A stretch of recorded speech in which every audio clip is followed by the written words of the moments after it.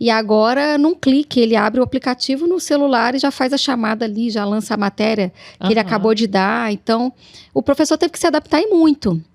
Mas o que eu vejo, às vezes, é que a gente que é da manual elétrica e eletrônica, da datilografia, a gente tem uma capacidade de adaptação muito grande. E especialmente tratar da educação, né? A Copeng, além de... É a maior cooperativa de segurança pública, mas tem ali nos meios de seus cooperados a Secretaria de Educação, que é o nosso maior público cooperável. Nasceu na segurança, né? Expandiu para a educação. A Copeng é a maior instituição financeira cooperativa do país no segmento da segurança pública. Antes de começar, siga-nos em nossas redes sociais e fique por dentro de tudo que acontece nos bastidores aqui da Copeng.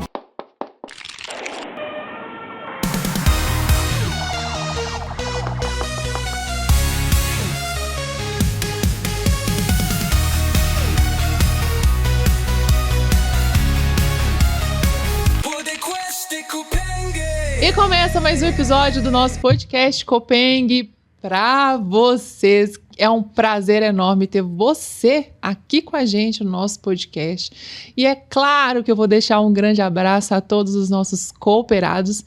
E se você que está aqui ainda não é cooperado, e melhor, se você que é cooperado, tem um coleguinha aí de trabalho, tem uma pessoa da família que ainda não se cooperou, que a Copeng, essa é a oportunidade. Em algum lugar aqui, do lado direito ou do lado esquerdo, tem algum lugar aqui tem um QR Code para você se filiar aqui à Copeng. E olha que legal. Eu tô com o James aqui, ele vai confirmar.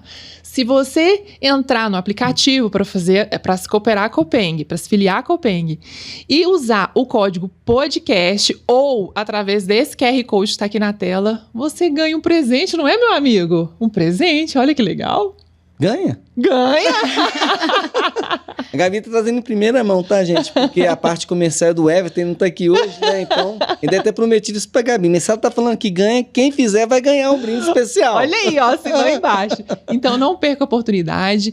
Venha se filiar na instituição financeira para você chamar de sua. É um prazer ter você aqui com a gente. E antes de já começar, compartilhe aqui esse conteúdo com o máximo de pessoas que vocês puderem.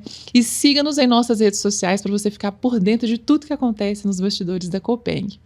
Bom, sejam todos bem-vindos e já antecipei aqui, meu amigo James, pega aqui na minha mão, meu amigo, como é que você tá? A tradicional saudação. De sempre, né? De novo. Tá tudo bem, meu amigo? Bem, graças a Deus, é um prazer estar novamente aqui hoje participando do nosso programa, do nosso podcast e especialmente tratar da educação, né? A Copeng, além de... É a maior cooperativa de segurança pública, mas tem ali nos meios de seus cooperados a Secretaria de Educação, que é o nosso maior público cooperável. Nasceu na segurança, né? Expandiu para a educação, ali por causa da questão do Colégio Tiradentes, que está vinculada à estrutura, tanto da Secretaria de Educação, mas com a administração pela Polícia Militar, né? Então, como tinha os professores ali, ela nasceu em 99, logo em 2000 entrou a Secretaria de Educação. Sim. E fica aqui o nosso convite para os professores, todos aqueles servidores da Secretaria de Educação que não conheçam a cooperativa, que cliquem nesses links que a Gabi falou aí, no QR Code, e conheçam um pouco mais, né? Para a gente expandir os horizontes da cooperativa.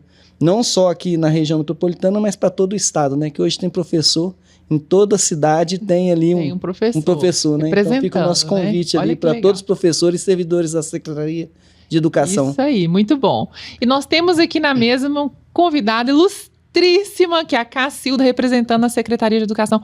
Seja bem-vinda, minha amiga. É um prazer ter você aqui. Tem um cumprimento padrão. Viu? Eu aprendo rápido. Vou trazer mais vezes, viu? Eu sou a Cacilda.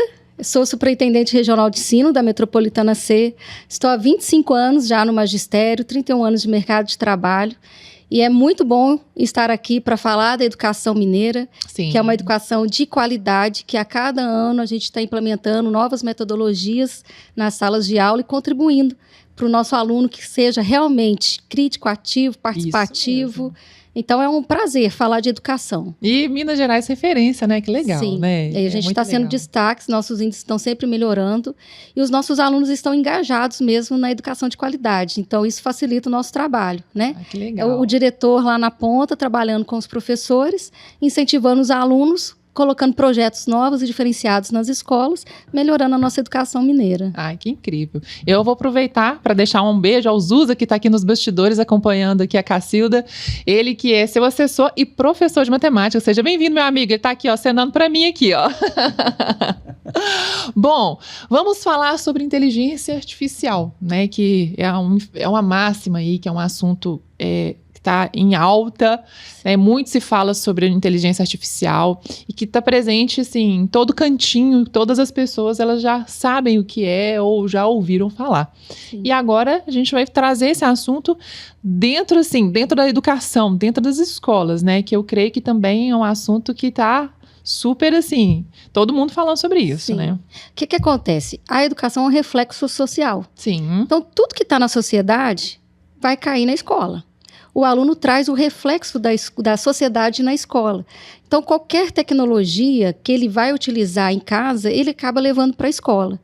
E a gente tem sempre que adaptar, né? Melhorar, então, já que ele tem o uso dessa tecnologia, como a gente pode apropriar desse recurso para utilizar na escola? Qual a estratégia pedagógica que a gente vai utilizar do recurso para trabalhar na escola? E a gente estava aqui numa pré-conversa, sabe, Gabi? Você chegou depois?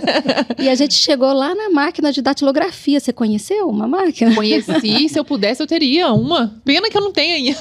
Pois é, aí a gente estava lembrando, né? E se você vai, eu fiz até curso de operador de telex. Olha! E hoje em dia a gente tem e-mail, né? Então, assim, verdade. Como que a máquina de datilografia foi trabalhada na sala de aula? Então, a gente tinha os trabalhos que eram digitados, né? Que foi a revolução quando a gente começou a digitar. Depois veio o computador, a gente imprimia um trabalho, né? E como a gente faz para esse aluno que está interagindo na sociedade utilizando o computador, para ele ter a atenção suficiente em 50 minutos de aula para prestar atenção numa aula que a gente chamava, né, no jargão bem popular, cuspe-giz. Uhum. Né? Então, a gente já tinha esse desafio quando o computador já foi implementado. E agora, com a inteligência artificial, a gente está num desafio maior ainda, porque a inteligência artificial está atrelada a ele ao telefone celular. Exatamente. Né? O James um desafio, até mostrou, né? Um aplicativo, um brinquedinho novo que ele tem, tá aqui. Né? Que ele não precisa nem redigir ata mais. Ah, gente! E aí eu falei com ele, né? Que eu também não vou ficar por baixo. Claro! Né? Eu falei com ele, mas eu tenho um aplicativo que ele você põe ele para gravar, que ele também converte em ata. Uau! Né? E aí a gente aqui brincando, e agora imagina um aluno na sala de aula. Como que você cativa um aluno que tem tudo ali na mão para prestar atenção numa conta de matemática? Sim. Né? Então, o desafio é grande. Mas a gente não pode dissociar a tecnologia, a inteligência artificial da educação. Claro. A gente tem que coadunar para que a educação se processe de uma forma interessante. Eu falo que essa geração é uma crítica, né? É um pouco a geração manchete.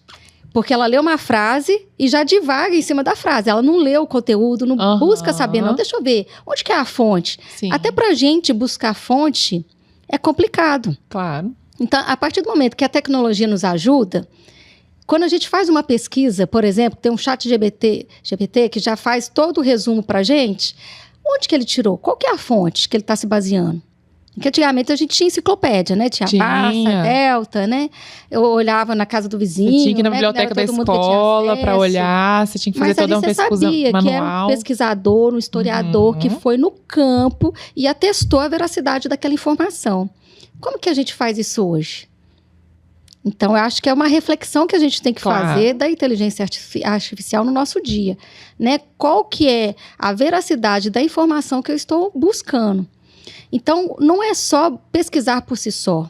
A gente precisa de um conhecimento por trás. Quem vai ajudar esse aluno a ter esse conhecimento por trás?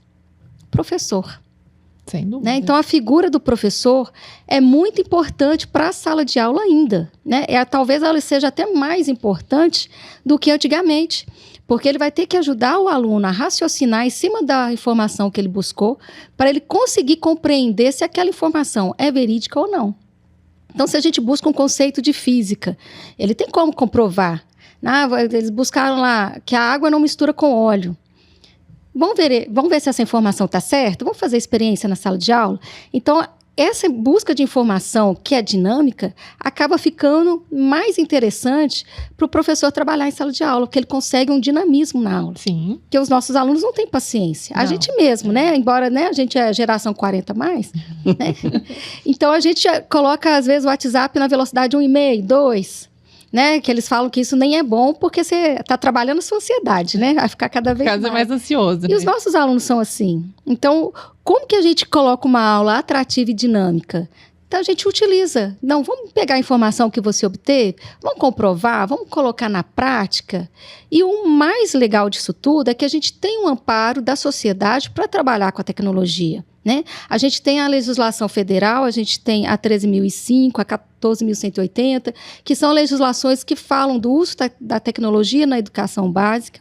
A gente tem um programa que chama Educação Conectada, que é para implementar o uso da internet nas salas de aula. No governo do estado de Minas Gerais, a gente tem o Elefante Letrado, que trabalha a leitura do aluno, tudo utilizando inteligência artificial. A gente tem o Estudo Play. Sabe como que ele funciona? Não, eu tenho curiosa. O aluno redige uma redação, cria-se um tema, como se fosse um Enem. Uhum. O aluno redige a redação, faz o upload no aplicativo e ele já corrige a prova e dá a nota. Oh, uau! E por ali ele consegue ver qual faculdade que ele conseguiria com aquela nota. Olha só. Então isso mostra para o aluno aonde que eu estou, para onde que eu tenho que chegar. Uhum. E para o professor, melhor ainda, porque ele recebe esse resultado e aí ele fala, não, então com esse aluno eu tenho que trabalhar esse descritor ou essa metodologia para ele desenvolver uma escrita que seja condizente com a redação do Enem. Com esse aluno, eu já tenho que trabalhar mais o aspecto ortográfico, mais uma gramática. Então, ele consegue mapear o perfil do aluno que ele tem, o que o aluno precisa para desenvolver para ter uma redação de sucesso. Tanto que o ano passado, no último Enem, nós tivemos redações 960, 980, 940, 800. Nós tivemos um boom de notas elevadas nas redações do Enem com a ajuda da inteligência artificial. Então, a gente tem que, na verdade, usar ela a nosso favor. A nosso favor. Dentro da segurança pública, a gente...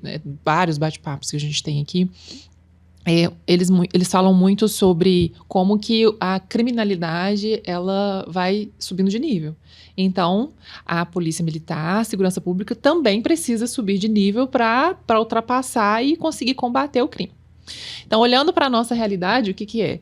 A inteligência artificial, a tecnologia, ela está avançando no meio ali dos alunos, da sociedade. Então, a educação precisa também subir de nível, acompanhar para colocar, engajar e fazer isso que a educação está fazendo, que eu acho que foi sensacional o que você trouxe, que é colocar, eu costumo falar que é colocar para trabalhar junto comigo. Sim. Então, e eu falo com os meus sobrinhos, olha, vocês ficam aí no YouTube, vocês ficam na internet, vamos fazer um curso de inglês? Gratuito.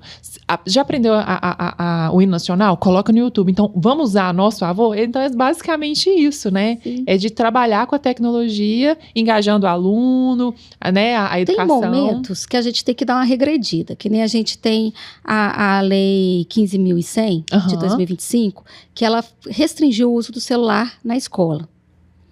Então, ele pode ser utilizado para momentos didáticos, pedagógicos específicos.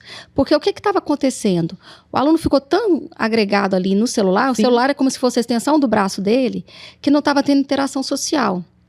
E aí, gera-se uma ansiedade tremenda. Então, a gente está tendo muitos casos de crises de ansiedade nas escolas. Sim. E ele não está convivendo com os pares. Então, quando tem um atrito, ele não consegue lidar com aquele conflito.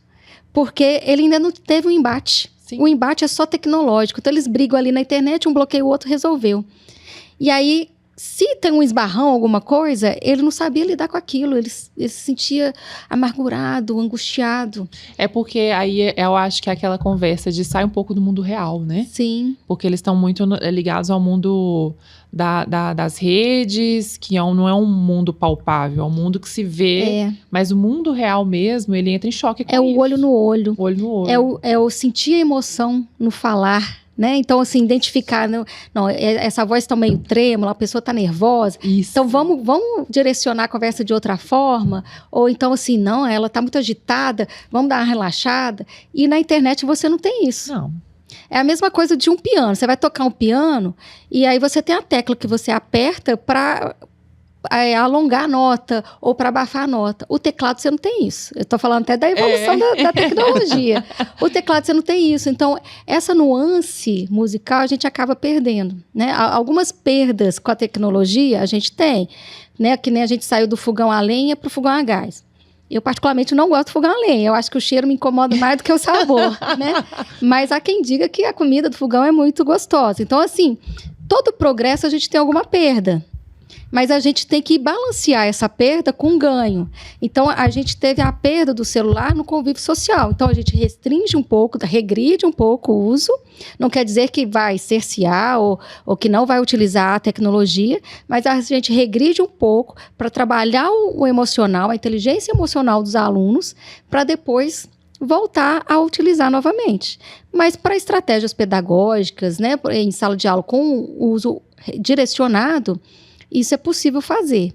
O que a gente não pode deixar perder é o aluno ficar muito na interação social e esquecer que ele tem que interagir, né, no face-to-face, né? Deixa eu ver você, o que você está sentindo, deixa eu te abraçar, que isso faz parte. Inclusive, na pandemia, sentiu-se muito isso, né? A gente aprendeu a usar o meio virtual, né, que a gente sabia que existia. Mas a gente praticamente não fazia uma reunião online, e já existia, né? A reunião online, a mensagens, né? O número de mensagens pelo WhatsApp aumentou muito. Antes a gente ligava, né? Principalmente eu, geração 40+, né? Que eu sou até da época do Disque Amizade. Então a gente ligava. Aí com a pandemia era tudo tão rápido que aí você passava a mensagem já para 2, 3, aí a mensagem de um você já replica para outro, né? E a gente viu que faltou esse convívio, né? Então a tecnologia é boa, a gente precisa dos aplicativos para facilitar a nossa vida, mas o convívio social, a interação social, ela tem que se manter, né? A gente não pode perder isso. Você falou do aplicativo da redação, ele é uma tecnologia que foi incorporada ou pensada exclusivamente para a educação? Ele é para a educação, ele é voltado para a redação. Mas ele foi desenvolvido externo ou foi incorporado na educação em Minas? Ou... Isso, ele foi incorporado, é uma parceria com o Google Play, ele foi incorporado. Já faz parte do programa? Já faz parte e ele está dando bons resultados, né? Eu acho que eu vi alguma coisa, na hora que você falou que eu me assimilei, tinha começado, eu acho que em São Paulo, Brasília, não foi? Eu não sei te responder. Foi mais ou menos alguma coisa desse tipo, assim, de corrigir redação. Só que quando você falou que eu já, então é isso mesmo, que legal. Minas também já tá lá. Minas tá top de linha. E quando você conversa assim, ela vai falando, né, James? Eu fico imaginando o desafio que foi inicialmente para os professores, né? Porque existe o desafio que você citou muito bem, que é a questão do uso do celular. Que na verdade não se estende, né, não só dentro de sala de aula, mas fora também. Mas a nossa pauta aqui é dentro de sala de aula, na educação. Então eu imagino o desafio que foi e ainda é para os professores lidarem com essa nova realidade, assim, né? Porque assim, aqui nem a gente estava brincando, né? A gente é da época da máquina manual, elétrica e eletrônica, né? Então, assim, a gente tem as dificuldades, né? Mas tem os cursos, até da escola de formação e tudo, que é do governo, que ensinam mesmo a utilizar as plataformas que existem. A gente teve o Diário Digital Eletrônico, que a gente chama de DED, que facilitou demais, porque antes era tudo no papel, né? E agora, num clique, ele abre o aplicativo no celular e já faz a chamada ali, já lança a matéria que ele acabou de dar. Então, o professor teve que se adaptar e muito. Mas o que eu vejo, às vezes, é que a gente que é da manual elétrica e eletrônica, da datilografia, a gente tem uma capacidade de adaptação muito grande. Então, se você pega um corpo de... que nem a escola que eu era diretora, a gente tinha 72 servidores. Dos 72, eu tinha 3 que tinham uma dificuldade com a tecnologia. E ali a gente, um vai ajudando o outro, a ATB, que é a auxiliar de secretaria, né? Ajuda. Então, eles acabam incrementando e implementando no dia a dia deles, mesmo que não tivesse. Mas é difícil, é um desafio, mas não é impossível. Então, com o DED, né, todos agora estão usando a tecnologia, não tem como fugir. Eu falo que, vocês conversando, falando sobre essas coisas, né, do passado, da datilografia. Eu sou da época ainda de... Como que chama? O Zusa vai me ajudar. Estêncil? Eu rodei muito mimeógrafo. Menina, eu ajudava todas as minhas professoras, porque eu amava aquele cheiro, aquele negócio, aquele álcool ali rodando, porque a gente tinha que fazer prova dessa forma. Sim. Assim. Eu adorava. E hoje, assim, eles não... Hoje a gente pode fazer prova no Google, no formulário. Olha aí. Google Forms. Google Forms. Que já até coloca a resposta já pronto, pro professor. Já faz até a porcentagem de qual habilidade que ele precisa desenvolver, qual a quantidade de acertos numa determinada habilidade. Então, a tecnologia veio para a gente ganhar tempo. Até para fazer plano de aula, a gente tem programas específicos que auxiliam. Você coloca o tema, você coloca o que é que seja cobrado, o grau de dificuldade, e ele monta a prova para você. Que legal. Então, se você quiser, né, evitar a cola, né, fazer 3 provas diferentes, é coisa de 10 minutos, você elabora a prova. Não, então, assim, agrega, sobra tempo para você pesquisar alguma outra alternativa, uma outra metodologia para usar na sala de aula. Sabe como que eu dava aula, assim, há uns 15 anos atrás? Eu sou da geografia, né? Então, eu vi uma revista toda colorida, tá falando sobre rochas magmáticas. Aí eu comprava a revista, aí levava, mostrava para os meninos na sala de aula. Aí eu viajava, saiu uma reportagem naquela cidade sobre uma matéria que eu estou dando em sala de aula. A gente comprava e mostrava para os alunos. Gente, tem uma reportagem assim, tirava xerox, né? Aquele xerox ainda ruim ainda, né? E para os meninos. Que agora não, agora você pesquisa junto com eles na internet. A gente tem lousa digital na sala de aula. Nossa, então você já abre o seu computador, projeta o seu computador, vocês vão pesquisar sobre isso. Aí, por exemplo, eu quero saber o relatório da ONU. Todo ano a ONU lança um relatório. Eu posso, inclusive, trabalhar com o professor de inglês para ler o relatório em inglês. Aí eu faço a análise da geografia com o professor de inglês em tempo real, com os alunos ali na hora. Então, assim, a aula fica dinâmica, o menino aprende. Então também, quando eu chegar em casa, eu vou pesquisar sobre isso, que agora eu já sei já deu o norte de onde que ele pode pesquisar. Que legal. E até videoaula, né? A gente tem muita videoaula na internet. Então, quando o aluno tem dificuldade, eu falo assim, gente, a forma como o professor apresentou, você não conseguiu ainda captar tudo, busca na internet. Olha, cada um tem um jeito, né, de ministrar a aula. Então, olha de um outro professor, que às vezes ele vai trazer uma nuance, um melindre, que vai te dar o gatilho, né, agora eu entendi o conteúdo. Então, assim, a educação é linda, né? Eu sou suspeita, eu estou há 25 anos no magistério, né? Mas, assim... Você utilizando a tecnologia para sempre pensar no bem-estar do aluno e em aulas criativas, você dá aulas maravilhosas. É engraçado, né? Porque na escola, como eu disse para vocês, eu vivi isso na escola, no ensino fundamental, ensino médio, totalmente diferente. A gente levava livros gigantes nas costas, mas eu adorava. O livro didático ainda existe, tá? A gente é distribuído de maneira gratuita para os estudantes. Mas celular, nós éramos assim, quase não tinha, assim, praticamente, mas no meu ensino médio. Mas era proibido, né? Ficar no telefone, a professora, a gente tinha que respeitar o professor, que era aquela figura, e então eu não ia ficar no celular fazendo outra coisa, a não ser que eu tinha que estudar. O celular do seu médio não tinha tudo o que tem hoje, né? Porque evoluiu muito rápido, né? Muito rápido. E aí, quando eu comecei a ter mais acesso à tecnologia, entre aspas, vamos falar assim, foi mais na faculdade, que em 2012, aí eu fui para a faculdade, aí tinha aula online, porque algumas aulas eram todas presenciais praticamente, algumas online, aí eu tive acesso ao Google Meet, comecei a fazer videoconferência, e aí só que hoje, toda essa tecnologia está dentro da sala de aula, ali no ensino médio, na escola, e isso para mim, eu tô assim, impressionada. Surpresa. Eu tô surpresa, porque na minha concepção, assim, até hoje, gente, tô atrasada, ia viver mais essa parte... Ainda estava no giz branco. Né? Nossa. No verde. No verde. No quadro verde. Né? Ou até arrepia, viu? Porque aquele giz soltava aquele pozinho, aí dava uma alergia nos meus dedos. E as professoras me colocavam para escrever para elas. Você não tá entendendo? Espertas. E eu escrevia, e eu adorava. Só que eu tinha que escrever de novo no meu caderno. Não tinha como tirar foto naquela época, né? Que o menino hoje se não deu conta, ele tira a foto, depois eu copio. Não, já tá. E assim, uma pergunta. Nessa transição, vamos voltar. nessa transição não só da tecnologia, vamos voltar para o celular, no uso em sala de aula. Eu acredito que no início, veio a pandemia, eu acho que isso foi mais, otimizou tudo isso, mas foi um choque, eu acredito que sim, para os professores ainda tentar meio que domar essa questão do celular e tal, até que, falando, não, vamos ter que parar com essa de tentar cortar e vamos usar ao nosso favor. Basicamente isso, né? Assim. Sim. Na verdade, o choque é porque o celular, ele é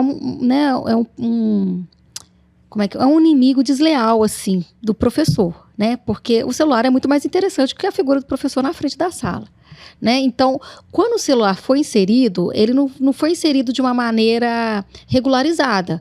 Cada aluno levava o seu. Então, ele debaixo da mesa escondido, fazendo o social dele, né, no horário. Então, esse primeiro impacto do celular na sala de aula, ele foi negativo porque ele não era de uso comum e regular da educação. Poucos alunos tinham e ele levava para fazer a interação dele nos aplicativos que ele tinha. Uso pessoal. Né? Depois que a gente foi fazendo, né, principalmente com a pandemia, esse uso mais pedagógico, e agora que ficou restrito mesmo só para pedagógico. Inclusive, na hora do recreio, os alunos não usam celular. E é muito interessante, depois eu vou te mandar algumas fotos das escolas do momento do recreio. Então, a gente está tendo sarau na hora do recreio, alunos tocando violão, então eles fazem uma rodinha. Para os evangélicos, eles aproveitam o momento do recreio, que faz a célula, né? As alunas, é muito bonitinho, porque aí elas mesmas fazem vídeos incentivando os colegas a participar do recreio, momentos de leitura. A gente está tendo espaço de leituras nas escolas que tem rede, tem tipo um divã que fica no pátio para os alunos lerem, deitar e ler, descansar. Tem jogo de totó. Tem um tênis de mesa hoje, que eu até esqueci o nome, mas é uma mesa côncava, e aí eles jogam, eu esqueci o nome da mesa agora, que também quase toda escola está tendo que comprar, porque os meninos estão doidos com isso. Então, assim, ping-pong. Então, assim, a gente está regredindo, no bom sentido, dessa interação com brincadeiras, com o lúdico. Porque a gente precisa do lúdico para desenvolver todas as partes do cérebro, né? E isso ensina o aluno também a respeitar o colega. Então, ele sabe que tem um que vai ser bom no totó, outro que vai ser bom na corda, outro que vai gostar de leitura, e ele aprende a respeitar essas diferenças nessa interação na hora do recreio. Então, o celular ficou como uso pedagógico, eles fazem as propagandas deles, né? Tem uns que eles gravam, teve a gente agora do Dia do Estudante, e teve até o Efigênio de Jesus, as meninas mesmo da escola gravaram um vídeo falando: o que é ser estudante para você? Tudo usando celular. Aí aparecem as meninas falando, estudante é compartilhar, é crescer, e elas vão falando, e elas mesmo produzindo. Então, aquela frase que eu sempre falo, gente, o aluno tem que ser crítico, ativo, participativo, e ali elas estão mostrando que elas estão produzindo. Então, com o conhecimento em sala de aula, o incentivo dos professores, o incentivo da direção escolar, elas foram lá e produziram um vídeo para a escola inteira, falando sobre o Dia do Estudante. Então, foi uma iniciativa delas, com o incentivo da escola, utilizando o celular, utilizando a tecnologia. E que legal, a escola dá forma. Uma curiosidade, você falou de acesso, usar o celular para questão pedagógica, aí a sua regional pega Belo Horizonte, pega algumas cidades... 12 municípios. 12 municípios. E a gente sabe dessa diversidade social que tem na educação. Sim. Como, quando a gente fala de acesso e usar como meio pedagógico, como que lida com essa situação? Tem gente que pode ter mais acesso a determinadas ferramentas, outros menos acesso. Pode ter situações que, às vezes, a pessoa ainda nem tem acesso à internet, que se discutiu muito na pandemia, o problema da pandemia era a falta de acesso à internet ainda em algumas regiões. Sim. Então, assim, como que a Secretaria de Superintendência lida com essa diversidade que tem, e essa facilidade? Falando do próprio servidor dentro da educação, que às vezes precisa, mesmo tendo a ferramenta que otimiza o trabalho dele, precisa de um suporte de alguém que tem um pouco mais de familiaridade para auxiliar. E às vezes essa criança ou esse aluno que às vezes ou não tem muita familiaridade por não conhecer, não ter muito acesso, por questões de limitação mesmo, como que trabalhado isso, principalmente nesse horizonte de 12 municípios, onde a diversidade provavelmente é bem maior. A gente tem áreas de extrema vulnerabilidade social e econômica, né? Mas todas as escolas têm laboratório de informática. Né? Então, o próprio professor, quando ele percebe, né, ele já sabe o perfil da escola que ele trabalha, então ele já desenvolve as atividades no laboratório de informática. E os laboratórios têm telão para aula, tem projetor, algumas vezes já tem a lousa digital, que é maravilhosa, né? Fiz uma reunião em Santa Luzia ontem, com os diretores todos de Santa Luzia, e lá no Murgi Ibrahim ela já colocou uma lousa digital no laboratório de informática. Então, assim, sem acesso à internet eles não ficam. Então, essa marginalização digital nas nossas escolas não ocorre por conta dos laboratórios que estão a cada ano sempre recebendo novos recursos, novas incrementações. E a gente tem um órgão que chama Núcleo de Tecnologia, que a gente chama de NTE, Núcleo de Tecnologia Educacional. E são eles que dão o suporte para as escolas, né, nessa parte tecnológica, né? Então, até a instalação de computadores, o direcionamento dos computadores, quando chega computador de leilão, né? Tudo isso para a gente vai chegando e a gente vai incrementando as escolas exatamente para o aluno ser inserido nesse contexto, mesmo a gente sabendo que ele está, às vezes, numa região mais carente, ou que em casa ele não tem condições, mas que na escola ele vai ter acesso, ele vai poder manusear, ele vai aprender a manusear, até para quando ele for para o mercado de trabalho, ele não ficar marginalizado ou não poder pegar uma vaga de emprego porque nunca sabia como que mexia, né, no computador ou em algum aplicativo específico. E teve que ter uma mão de obra também muito grande com os professores, né, de treinamento, de amparar o professor, assim, a deixá-lo mais próximo da tecnologia, né, que a gente olha, agora a nossa conversa a gente olha muito para o aluno, mas tem também a figura do professor, né, que eu imagino que passa por constantes treinamentos, né? O professor, a gente está fazendo várias lives, né? Até a parte de Google Play, né? Que a gente tem as parcerias para utilizar. E o professor, ele quase sai correndo mesmo, né? Porque e se ele não correr atrás, né, o aluno está ali à disposição, né, recebendo a tecnologia por conta disso, aí o professor fica muito, né, distante. Então, os professores acabam acompanhando. Nós temos bons profissionais no estado, né? Ainda bem. Então, assim, e eles acompanham, eles também geram trabalhos, projetos. Eu fiz um encontro gerencial com os diretores agora em julho, com 158 diretores, e o hino nacional que eu montei foi cada parte do hino foi uma foto de uma escola, então foram 158 fotos de projetos que são realizados nas escolas. Então, e são projetos utilizando tecnologia, né? De alguma forma, a tecnologia estava inserida. E eu usei um aplicativo também para fazer, né? Esse videozinho, aproveitei tudo da internet. Tirei o hino da internet e joguei as minhas fotos para montar o vídeo, já utilizando também inteligência artificial, né? Então, a gente incentiva para as escolas, mas a gente tem que usar até para poder incentivar nas escolas, né? Claro, sem Quando eu chego para o meu grupo de diretores e falo, gente, vamos utilizar metodologias ativas, inteligência artificial, vamos potencializar o nosso tempo, eu tenho que mexer também, porque eu tenho que saber o que eu estou falando. E até para dar dicas, né, gente? Olha, eu fiz isso, direciona isso, a escola tal fez isso. E até para eu saber o que a escola está fazendo, eu também tenho que interagir e saber o que está acontecendo na sociedade, para poder até, ou às vezes dar uma cobradinha, assim, eu acho que você dá conta disso, vou te jogar esse projeto aqui, né? Então, assim, e até o desenvolvimento de projetos e a gente conseguir parceria para as escolas, a tecnologia está ajudando muito. Porque, às vezes, a gente faz as reuniões com os fornecedores, né, com os interessados, com os parceiros, já com a escola online.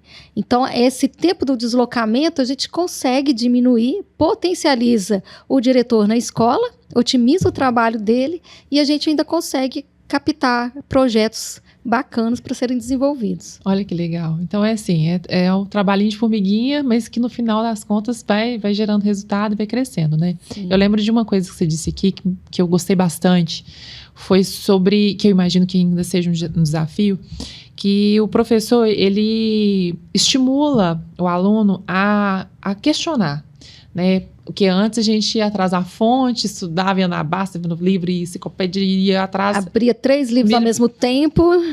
Para encontrar o autor e discutia, para sair um projeto, até um TCC na faculdade. E isso é legal. Tá, vocês acharam isso, que bacana, mas vamos questionar. Onde chegou, onde que encontraram. E eu estava até conversando com algumas pessoas... que meu marido sempre fala sobre isso, a gente fala lá em casa, que tem que tomar muito cuidado até com o uso da tecnologia, porque senão acaba deixando a gente um pouco preguiçoso. Sim, concorda? A gente até comentou isso. Deixa a gente preguiçoso, e isso não é legal, né? A gente precisa trabalhar a nossa criatividade, igual vocês estão colocando o lúdico, colocando a vida real e tal. É um outro desafio também dentro de sala de aula, né? Sim. Porque, querendo ou não, entrega um projeto pronto. Se eu quiser aqui um projeto pronto, um TCC de faculdade ou um trabalho de escola, entrego pronto. Só entrego lá e tá perfeito, óbvio. Sim. E aí, acabou. E a gente que participou da escrita, né? A gente que é a geração escritora. Sim. E a gente que pegou na marra para fazer um slide, por exemplo. Nossa. Né? Que você lia, deixa eu ver, vou resumir para colocar no slide, vou buscar foto. Então, a gente tem esse raciocínio imbuído, né? O aluno que já cresceu com o celular na mão, ele não participou desse processo criativo. Então, quando ele joga ali, já direto a informação, e um chat GPT da vida já dá para ele tudo pronto, se ele tiver que pegar e fazer sozinho, ele não vai dar conta. Por isso que a gente tem que trabalhar nas escolas, tem que dissociar um pouquinho do celular e da tecnologia para ele aprender a construir um texto, a escrever o que ele está pensando, a se fazer entender e a desenvolver o raciocínio do objetivo que ele quer. Porque senão você só dá para ele a meta, eu quero isso. Ele vai lá e joga na internet. Mas como que eu construo isso? Né? A gente estava colocando o aplicativo de ata, né? A gente já fez ata. Mas o aluno nunca fez ata. Não. E aí, se ele joga nesse aplicativo, quando ele tiver que escrever, ele vai ter dificuldade de colocar no papel todo um discurso que foi falado. Ele não vai conseguir mensurar o que é o principal da informação e o que é relevante para se colocar no papel. Né? Ele tem o resultado final, mas ele não sabe o processo. Né? E ele não construiu esse processo. Então, a escola, assim, é de suma importância para o desenvolvimento desse raciocínio. E, inclusive, né, a gente precisa da matemática, da geografia, do português, né? E até mesmo trabalhar as interpretações, né? Já teve casos de uma advogada que fez uma petição inicial, fez uma pesquisa no chat. Ele colocou um texto que ela apropriou sem pesquisar a fonte e colocou um artigo que nem existe. Então, olha, você joga todo um trabalho, um estudo seu, a sua imagem, você joga no lixo, você joga fora. Então, fica a missão até para o professor, de inúmeras missões do professor, saber usar a tecnologia também. É o uso com responsabilidade. Isso. Da importância do ensino da ética, né, da gente ter todos os valores também sendo estudados e trabalhados na educação. Porque a gente quer cidadão, né? Então, o cidadão é aquela pessoa que compreende a sociedade, que respeita, que interage e que valoriza, né? Para ele ser crítico, ativo, participativo dentro da ética. Sim. Então, se ele usa muito a tecnologia, ele esquece da emoção, né? Então, até onde eu posso falar, até onde eu posso criticar sem ofender o outro? Porque eu acho que até a gente gosta de ler os comentários, né? A gente vai no Instagram, a gente já vai direto nos comentários, né? Aí tem gente até que coloca assim, tropa de quem veio só para ler os comentários. Né? Verdade, um monte de curtida.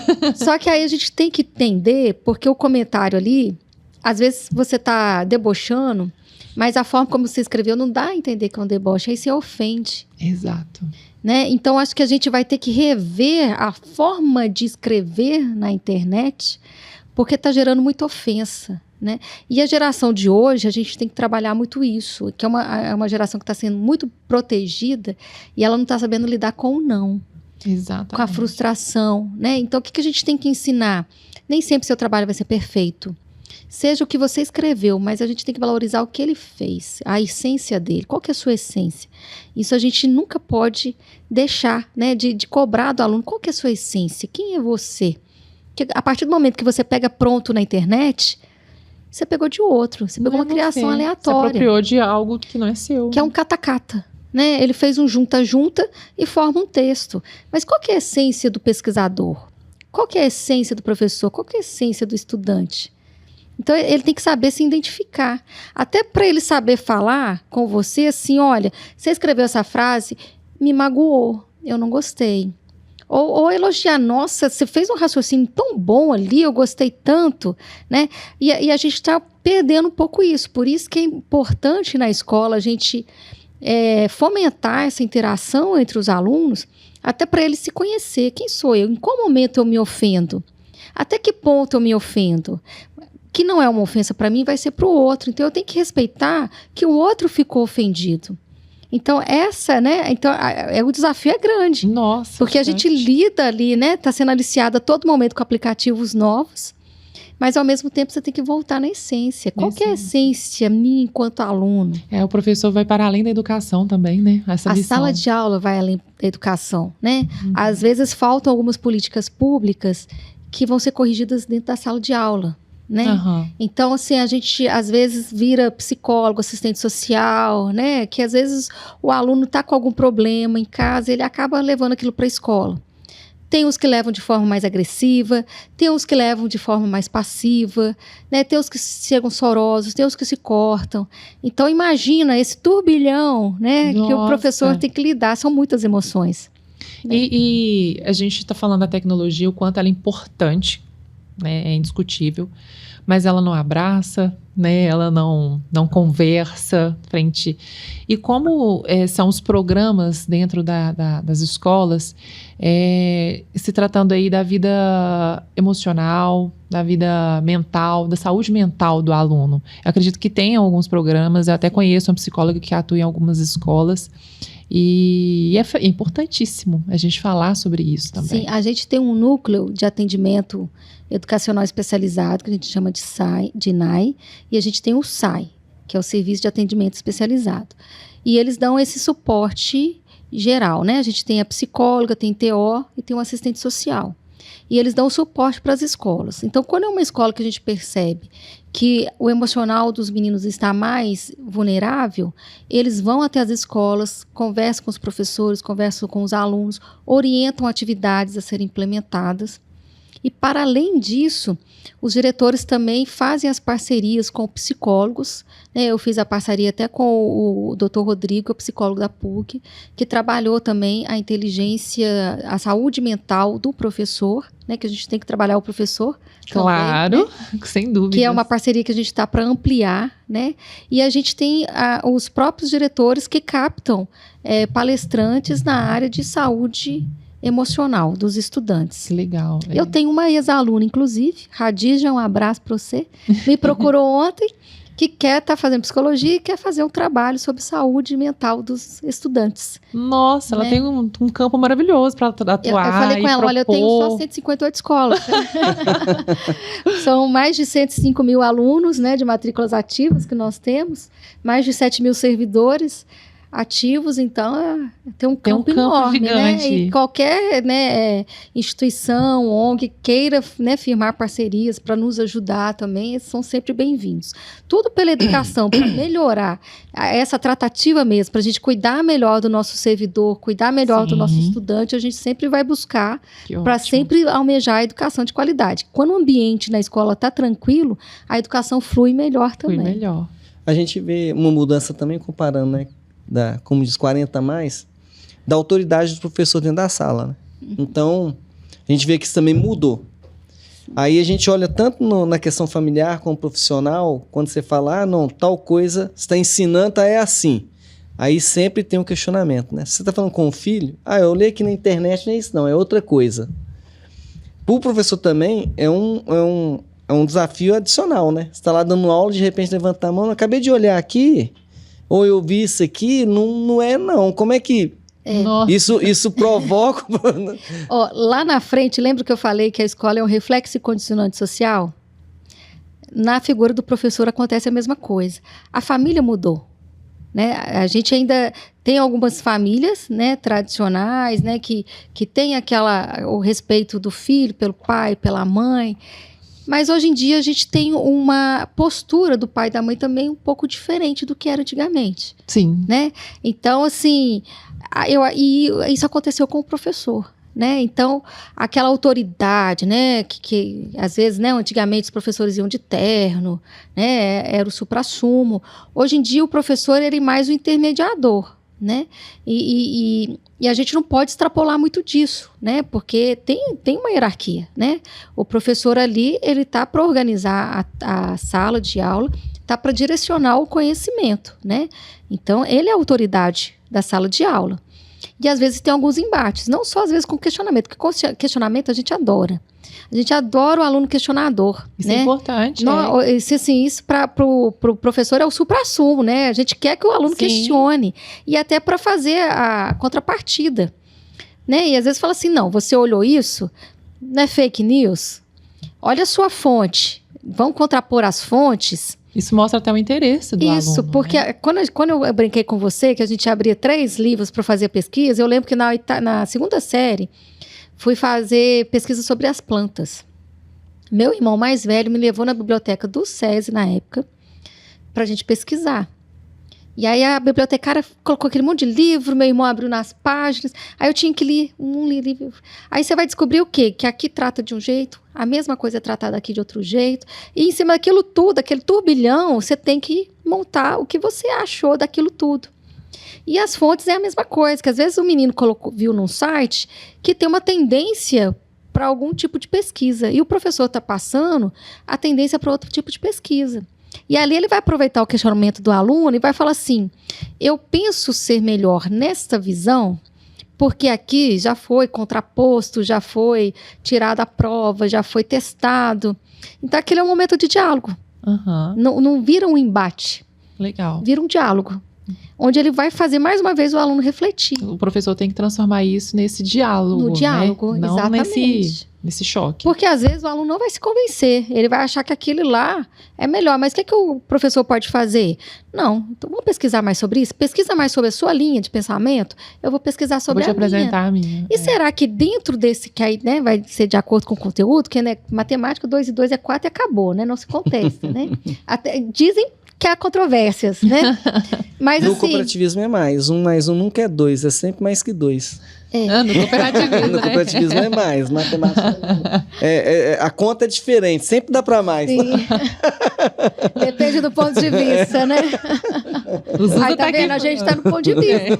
Então adianta eu falar e afirmar, não, no seu ponto de vista você está certo. Mas do meu ponto de vista, dependendo do que eu quero empregar, eu prefiro utilizar essa linha de raciocínio. Né? E pegando um gancho nessa questão da fala do James sobre o respeito do aluno e lembrando aquilo que você falou sobre frustração, antes do professor existe um lar, uma casa, um cuidador, um pai, uma mãe, enfim. E isso que você falou é muito importante, porque como o estêncil, como é que é? O estêncil? Mimeógrafo. Mimeógrafo, tá vendo? Diferente. O mimeógrafo deixou de existir, ele existe, mas não é utilizado tanto quanto antes. Projetor de slides. O giz. Hoje a educação dentro de casa, na infância, também mudou muito. Aquilo que você falou. Hoje a criança, ela em sua maioria, elas são criadas com tudo é permitido. Até com o uso do celular, com menos de 2 anos de idade. Sim. Que na minha concepção, isso é errado e grave. Uhum. O quanto que isso pode atrapalhar o desenvolvimento daquela criança. Tem uma adultização da criança. A adultização, né? Você falou perfeito, a adultização da criança. E aí, isso gera um adulto que não sabe lidar com com uma porta de emprego que se fecha, com um relacionamento que não deu certo, porque ele não sabe como que é se frustrar. Sim. Né? E isso reflete vai impactar dentro de sala de aula com certeza. E aí fica essa bomba na mão do professor também, que em sua maioria também estão desgastados, estão sobrecarregados também, porque eles são seres humanos, tem um lar, tem uma família, tem questões, tem trabalho, né? E aí fica outro desafio, né? Além do desafio do bullying. Do bullying. Né? Então a gente tem uma cartilha de prevenção e combate ao bullying nas escolas, né? Porque o bullying já é uma infração do século XXI. da tecnologia, né? Então, e isso não é atinente somente às escolas estaduais e públicas. Isso acontece em todas as esferas, em todos os tipos de escolas, né? E até na seara trabalhista, né? Então, assim, é a infração do momento, né? E a gente tem... E exatamente o bullying é o não respeitar a essência do outro, né? Que aí a gente volta, né, lá atrás. E como ele, às vezes, ele está tão frustrado e amargurado com ele, que ele quer provocar o outro porque ele não está conseguindo lidar com os sentimentos dele. Então, geralmente, o que pratica o bullying, ele está com muito mais problema do que quem está sofrendo bullying. Quem está sofrendo bullying está de boa. Ele que pratica, na verdade, ele está precisando de mais socorro. Porque ele está se sentindo fraco e impotente e quer mostrar que ele que vai dominar, né? Que a gente chamava de alfa na minha época, né? Que ele que vai dominar porque o outro é que é fraco. E às vezes ele está tão frustrado que ele não consegue lidar com isso, aí ele pratica o bullying.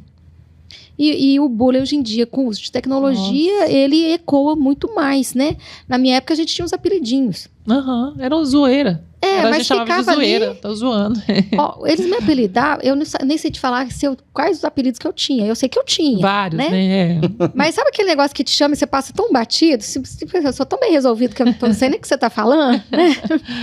Mas a gente nem prestava atenção. Eu era meio assim, né? Eu era tão focada em estudo, eu era rato de biblioteca, né? Então, assim, eu não ligava muito pra isso. Só que hoje não fica ali só na esfera do nicho deles. Sim.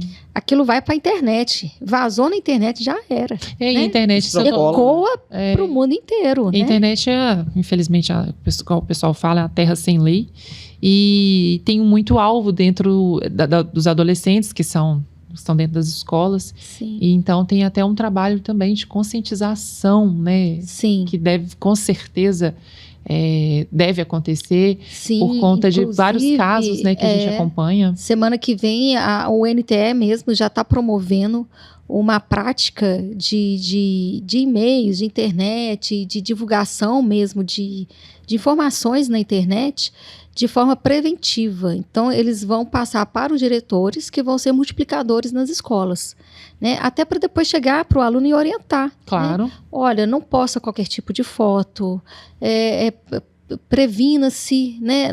Se está na sua casa, não fica filmando a casa inteira, né? Não fica se filmando em casa com um uniforme para não identificar às vezes a escola que você estuda, não fala o horário que você sai de casa, não mostra que você está viajando, né? Fica postando fotos que você está viajando, porque ali, se você está sendo vigiada, eles vão ver, opa, tá viajando, não tem ninguém em casa. Tem gente que pega uma rede social e consegue pegar toda a trajetória da pessoa. Né? Então, eles vão dar essas dicas para os diretores, que vão multiplicar para os professores, para multiplicar para os alunos, até para resguardar os alunos. Até essa é um alerta também sobre esses desafios, não tem? Umas coisas de desafio que uns fazem aí. Tá levando crianças a óbito, né? E onde que eu vi até num outro podcast esse tal de Discord. Tem um Discord, não tem? Eu falei certo? Falou. E ali, meu Deus. É perigosíssimo. Meu Deus, é assustador. Então, a gente está tendo crianças, né, que estão chegando a óbito, lesões corporais gravíssimas. Exatamente. Tudo por conta dos desafios. E você vê, a mente do jovem, ela está em formação. Então, se ela é aliciada, coisa de 15 minutos, você fala o que ela quer ouvir, você cativa, ela faz o que você quer. Então, a gente tem que alertar os pais, né, para realmente envolver esse aluno, interagir melhor com ele, para ele não ser facilmente aliciado por qualquer estranho. Que se aproxime, às vezes, um adulto se passando por adolescente, né, que isso a gente tem muito. Exatamente. E para ele não praticar ações que ele vai se arrepender pro resto da vida, né?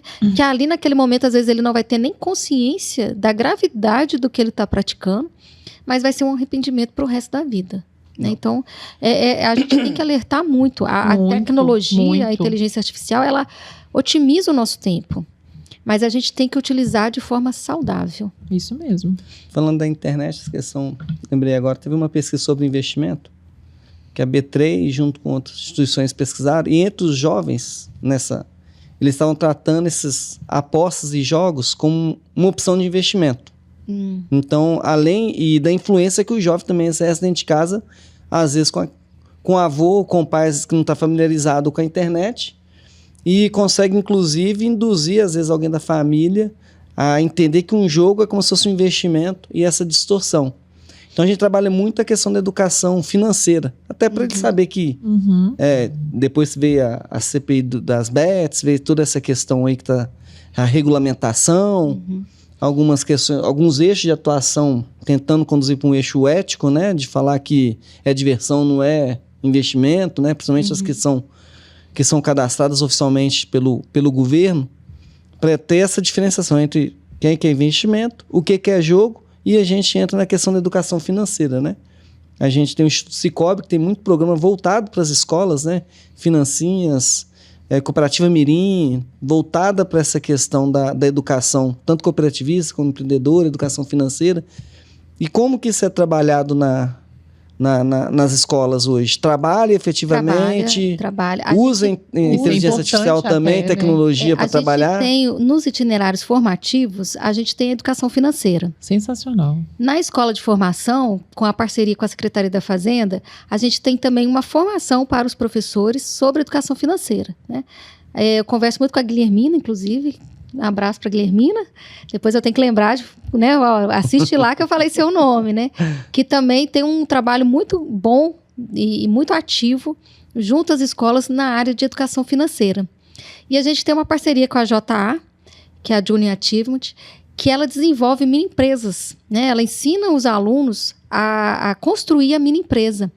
Então ela trabalha desde a pensar qual produto que eu vou vender, qual que é o nicho que vai consumir esse produto, quanto que eu vou gastar para produzir, por quanto que eu vou vender, de que forma que eu vou vender, que também ajuda os alunos a raciocinar nessa parte mais financeira propriamente dita.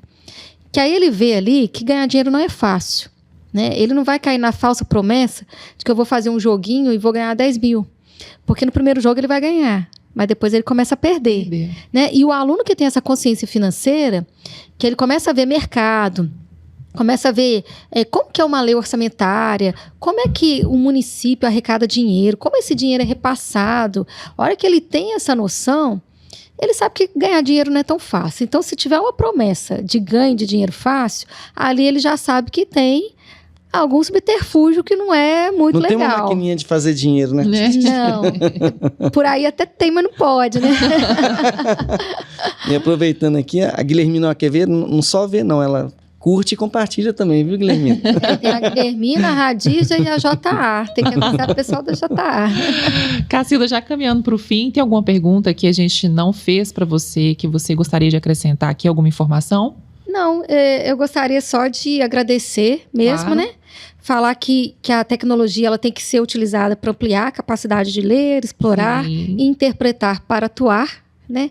E é sempre necessária a intervenção do professor, né? O professor, ele é de suma importância nas nossas escolas, para a nossa sociedade. Então, aproveitar e deixar um abraço para todos os professores, né? Que eu estou sempre valorizando o trabalho deles, valorizando o trabalho dos nossos gestores, que gerir uma escola não é fácil, né? E eles estão sempre buscando uma educação de qualidade para os nossos alunos, que serão, né, os nossos futuros trabalhadores que vão nos ajudar na sociedade. Sim, com certeza. E eu aproveito também para parabenizar vocês pelo excelente trabalho e deixo o convite a todos vocês da Secretaria de Educação de Minas Gerais a se filiarem, conhecer. Tá, não vou chamar para se filiar, se cooperar não. Mas conheça a Copeng, conheça a sua instituição.